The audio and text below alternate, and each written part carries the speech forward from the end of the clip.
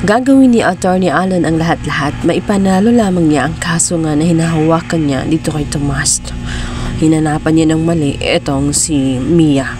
At dito nga ay talagang nilabas nitong si Tomas. Hindi niya talaga siya naawa sa kanyang kapatid.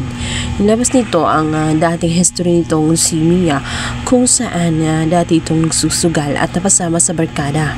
Bagay na hindi kinatuwa ng isa niyang kapatid. Alam niya na gusto nitong manalo, ngunit hindi sa umabot na nga sa punto na sisiraan ng in public ang kanilang kapatid na itong si Mia. Hindi ito magugustuhan ng kanilang ina. Alalo't alam nga din ng isa niyang kapatid mismo na gusto din ng kanyang ina na pamahagian ang mana itong si Mia. Labis na ang nasasaktan siya.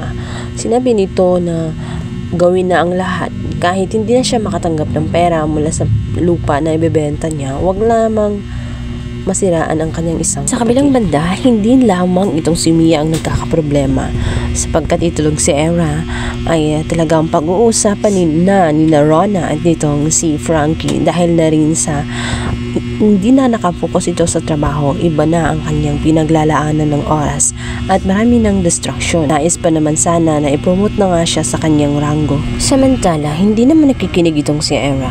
Ayaw niya ng mga unsolicited advice, hindi rin niya nagustuhan na pag-uusapan ang kanyang private life. At ang lahat ang sinisisi nga niya ay walang iba kundi itong si Lilette na lagi umanong sumisira sa kanyang araw kaya hindi siya makakonsentrate. Hindi umano niya kailangan ng mga payo galing sa kanila.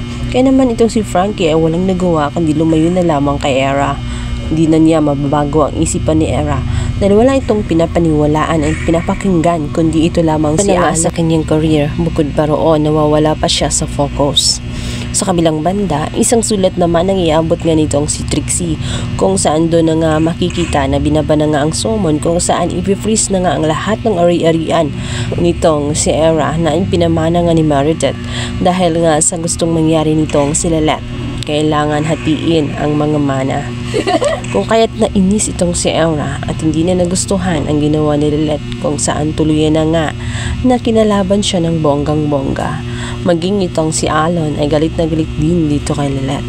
Kung kaya tinanggap niya ang kabilang side na maging abogado dahil sa intensyon nito na kalabanin lamang siya para lamang ipakita kung gaano siya kalakas.